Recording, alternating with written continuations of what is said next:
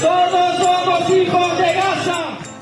মেসির দেশ আর্জেন্টিনার প্রেসিডেন্ট হাভিয়ের মিলেই প্রকাশ্যে ইসরায়েলের ঘনিষ্ঠ মিত্র এবং নিজেকে বিশ্বের সবচেয়ে বড় জায়নিস্ট প্রেসিডেন্ট বলে উল্লেখ করেছেন।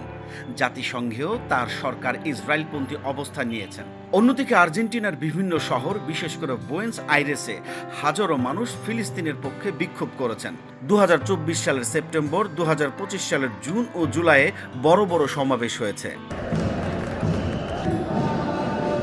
বিশ্বজুড়ে সাধারণ মানুষের ধারণা ছিল হয়তো পুরো দেশ সরকারের নীতি অনুসরণ করছেন, কিন্তু সেই ধারণাকে ভেঙে দিয়ে ফিলিস্তিনের পক্ষে হাজারো মানুষ রাজপথে নেমে এসেছে।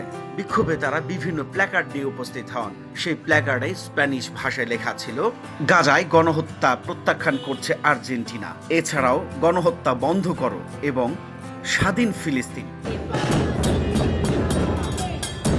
সমাবেশে মানবাধিকার সংগঠন, ছাত্র সংগঠন এবং বামপন্থী রাজনৈতিক কর্মীরা অংশ নিয়েছেন। দিয়েগো ম্যারাডোনা বহু বছর ধরে স্বাধীন ফিলিস্তিন রাষ্ট্রের সমর্থক ছিলেন।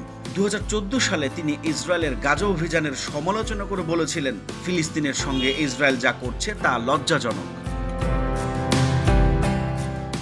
আর্জেন্টিনার রাষ্ট্রীয় পররাষ্ট্রনীতি এবং দেশের একটি উল্লেখযোগ্য অংশের নাগরিক সমাজের অবস্থান সবসময় এক নয়। প্রেসিডেন্টের অবস্থান ইসরায়েলমুখী হলেও বিভিন্ন সময় দেশটির নাগরিক, মানবাধিকার কর্মী ও রাজনৈতিক সংগঠন ফিলিস্তিনের প্রতি সংহতি প্রকাশ করেছে। বিক্ষোভের মাঝেই আর্জেন্টিনার এক তরুণীর ভিডিও ভাইরাল হয়েছে সামাজিক যোগাযোগ মাধ্যমে। ক্যামেরার সামনে দাঁড়িয়ে অত্যন্ত সাহসের সাথে সে প্রেসিডেন্টের তীব্র সমালোচনা করছে। সে বলছে, প্রেসিডেন্টের কথা সাধারণ মানুষের কথা না।